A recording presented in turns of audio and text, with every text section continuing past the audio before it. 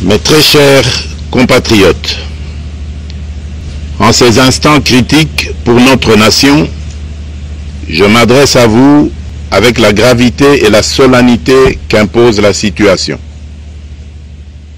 L'Est de notre pays, en particulier les provinces du Nord Kivu, du Sud Kivu et de l'Ituri, fait face à une aggravation sans précédent de la situation sécuritaire.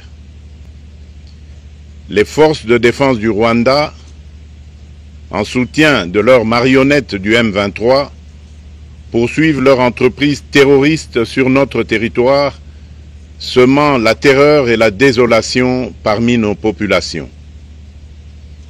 Je partage avec vous la douleur et l'indignation face à ces attaques barbares. Ces actes ne sont pas seulement une attaque contre la République, mais une offense à l'histoire et à la dignité de notre peuple. En ces moments difficiles, je vous appelle à la résilience et surtout à la résistance. Face à cette situation, permettez-moi de vous rassurer. Une riposte vigoureuse et coordonnée contre ces terroristes et leurs parrains est en cours. Nos vaillantes forces armées de la République démocratique du Congo, symboles de courage et de patriotisme, sont pleinement mobilisées, prêtes à défendre chaque centimètre de notre territoire. J'ai personnellement convoqué et présidé des réunions de crise avec une équipe restreinte du gouvernement, le haut commandement militaire ainsi qu'une réunion interinstitutionnelle afin d'évaluer les récents développements de la situation et de lever les options pour repousser les agresseurs et reconquérir chaque parcelle de notre territoire. À cet effet, j'ai nommé ce 28 janvier le général-major Évariste Somo Kakule au poste de gouverneur militaire du Nord Kivu pour renforcer la coordination des opérations militaires et restaurer l'autorité de l'État. Parallèlement, nous avons engagé d'importantes démarches diplomatiques, notamment au sein du Conseil de sécurité des Nations Unies, ainsi que dans le cadre du processus de paix de Luanda, auquel nous restons pleinement engagés malgré les obstacles. Nous privilégions la voie du dialogue, mais toujours avec lucidité, tout en restant fermement résolus à défendre notre territoire et notre souveraineté par tous les moyens nécessaires. Mais ce combat n'est pas seulement celui des FARDC. C'est le combat de tout un peuple, le combat de notre identité congolaise, afin de léguer aux générations futures un pays prospère et en paix.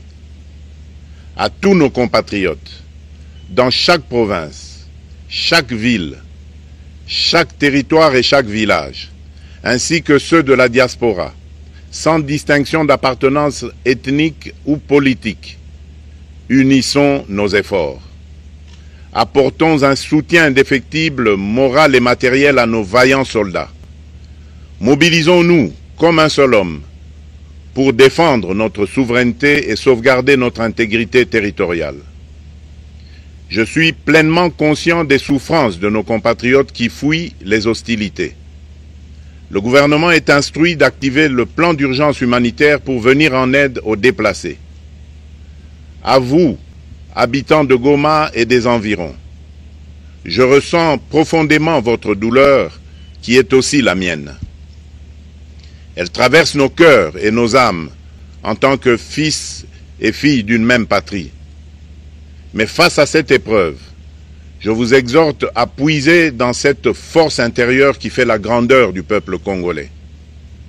Résistez avec courage. Faites preuve de vigilance constante et gardez votre calme malgré l'adversité. Sachez que nous ne sommes pas restés inactifs. Des plans de contingence sont préparés pour assurer la protection de la population civile et prévenir toute escalade de la violence. Les dispositifs de sécurité ont été renforcés pour protéger les zones stratégiques et nous travaillons sans relâche pour garantir le fonctionnement des services essentiels. Je tiens à rendre un hommage solennel à tous ceux qui ont payé le prix ultime dans cette lutte pour notre dignité et notre souveraineté. J'ai une pensée pieuse pour le général-major Peter Chirimwami, gouverneur militaire du Nord Kivu, tombé les armes à la main. Je m'incline avec respect devant la mémoire de tous nos militaires et de tous les Wazalendo tombés sur le champ d'honneur.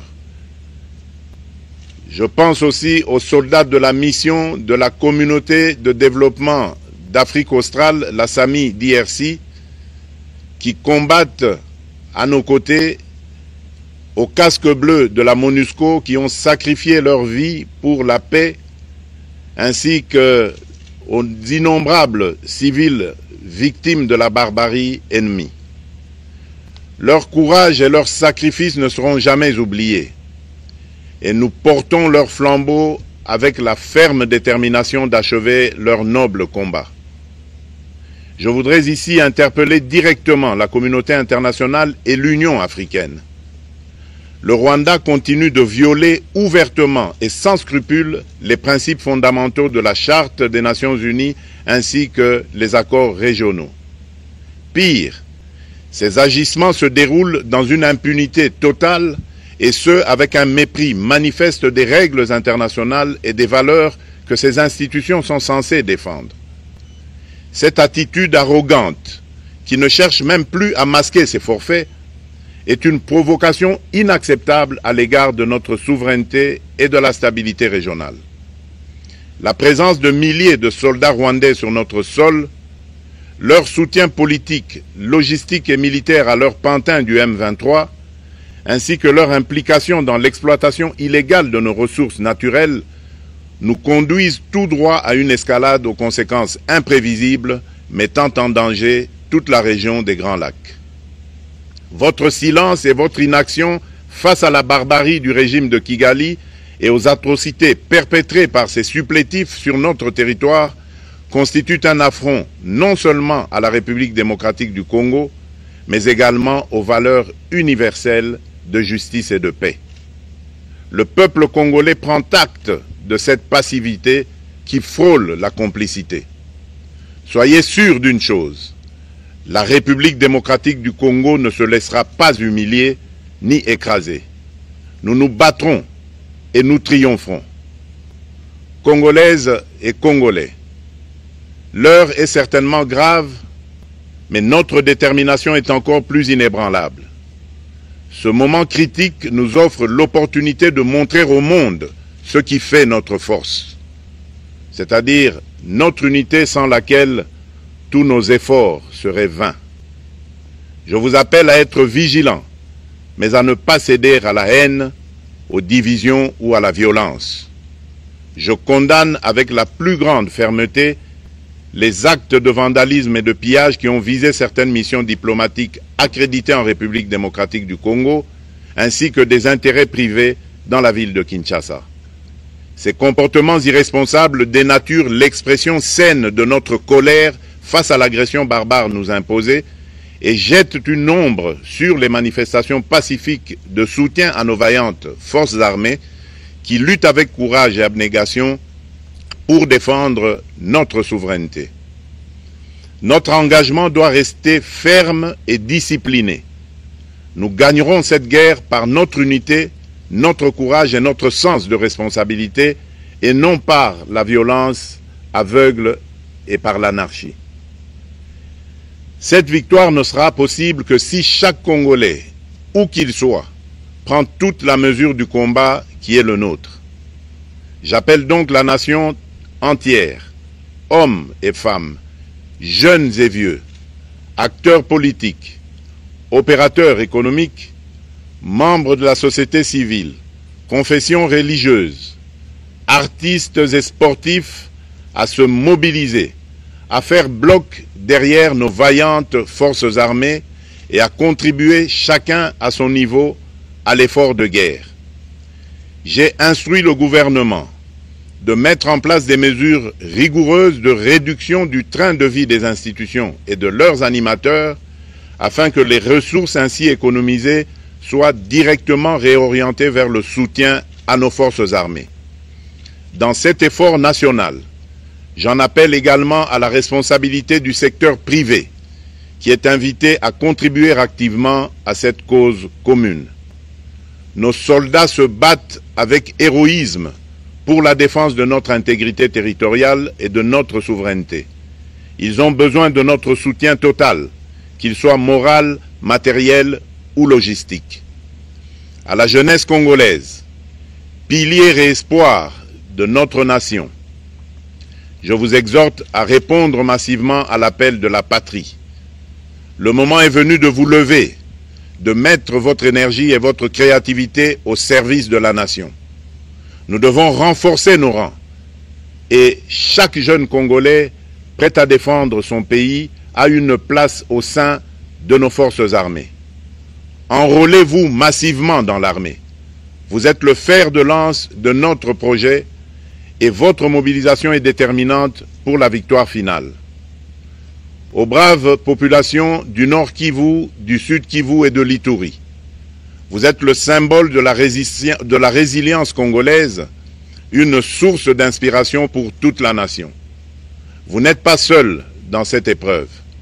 La République tout entière se tient à vos côtés, unis dans l'espoir et la lutte.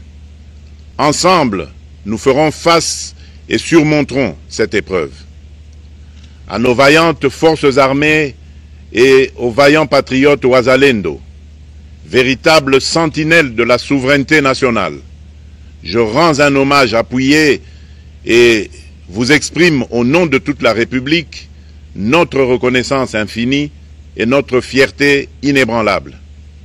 Votre bravoure, votre discipline et votre engagement sans faille inspirent et mobilisent tout un peuple déterminé à défendre son territoire.